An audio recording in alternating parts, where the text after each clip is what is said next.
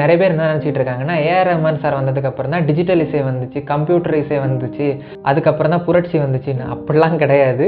ஆக்சுவலாக ரஹ்மான் சாரோட என்ட்ரிக்கு அப்புறமா அந்த சவுண்டு சேஞ்ச் ஆச்சு. அந்த சவுண்ட் இன்ஜினியர்ஸ் மூலமாக அந்த சவுண்டு வந்து பயங்கர ஒரு கிளாரிட்டி அவுட் வந்து டோட்டலாக நம்ம கேட்காத ஒரு ஃப்ரீக்வன்சியில் வந்துச்சு. ஆனால் இந்திய இசைத்துறையில் இந்த கணினி பயன்பாட்டை, கம்ப்யூட்டரைஸ்ட் ஆர்கெஸ்ட்ரேஷனை ஆரம்பத்திலேயே கொண்டு வந்தது இளையராஜா சார் தான். இந்த டிஜிட்டல் சீக்வன்சிங் அண்ட் ப்ரோக்ராமிங் வச்சு ராஜா சார் பண்ண படம் தான் கமல் சார் நடித்த விக்ரம். அந்த படத்தில் வந்த பல பாடல்கள் வந்து டிஜிட்டலில் வச்சு தான் பண்ணியிருப்பாங்க. ரஹ்மான் சார் ராஜா சார் இருக்கிற ஒரு மேடையில் அவர் புன்னகைவனன் தீம் வாசிப்பார், ராஜா சார் பக்கத்தில் இருப்பார். அந்த வீடியோ பார்த்துருப்பீங்க எல்லாரும். அதில் வந்து ராஜா சார் சொல்லியிருப்பாரு, நான் உனக்கு ஃபஸ்ட்டு எதை கொடுத்தேன் அப்படின்னு. அப்போ தான் ரஹ்மான் சார் ரிமைண்ட் பண்ணிப்பார், இந்த நிறைய ஹோம் ஒர்க்லாம் கொடுத்துருப்பாரு அப்படின்ட்டு. எஸ், இந்த புன்னகைவனன் படத்தில் ராஜா சார்கிட்ட ரஹ்மான் சார் ஒர்க் பண்ணியிருந்த டைமில் அவர் நிறைய அந்த கம்ப்யூட்டரைஸ்ட் இன்புட், அந்த ப்ரோக்ராம், அந்த ஹோம் ஒர்க்லாம் கொடுத்து இது பண்ண வச்சுருந்தார். அப்போவே கம்ப்யூட்டரை உள்ளே கொண்டு வந்துட்டார். அந்த சீக்வன்ஸ் வரும். இப்போ உதாரணத்துக்கு பார்த்தீங்கன்னா, ஒரு டிஜிட்டல் சீக்வன்ஸ் இருக்குன்னா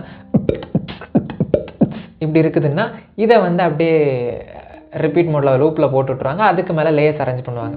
ஒரு விஷயங்க, ராஜா சார் வந்து இந்த டிஜிட்டலை வந்து தன்னோட கண்ட்ரோலில் வச்சுருந்தார். அதாவது அவருடைய இசையில் ஒரு சின்ன ஒரு பகுதியாட்டு எப்படி ஒரு இன்ஸ்ட்ருமெண்ட்டை கையாளுறாரோ அது மாதிரி ஒரு சின்ன பகுதியாக தான் இந்த டிஜிட்டலை வச்சுருந்தாரு. தன் மொத்தமும் டிஜிட்டலை சார்ந்தே இருக்கிற மாதிரி ராஜா சார் இல்லை, சரிங்களா? அதுதான் மேஜர் டிஃப்ரென்ஸ். பட் இப்போது இருக்கிற இசையமைப்பாளர்கள், இப்போ இருக்கிற இசை ஸ்டைலே வேறு. கீபோர்டு, கரண்ட்டு, கம்ப்யூட்டர் இல்லைன்னா இங்கே ஒன்றுமே நகராது. சாஃப்ட்வேர் இல்லைன்னா எதுவுமே நகராது. ஏஐயும் சாம்பிள் மியூசிக் வச்சுமே இங்கே பல பேருக்கு பொழப்பு ஓடிக்கிட்டு இருக்குது. பட் ராஜா சார் அப்படி கிடையாது.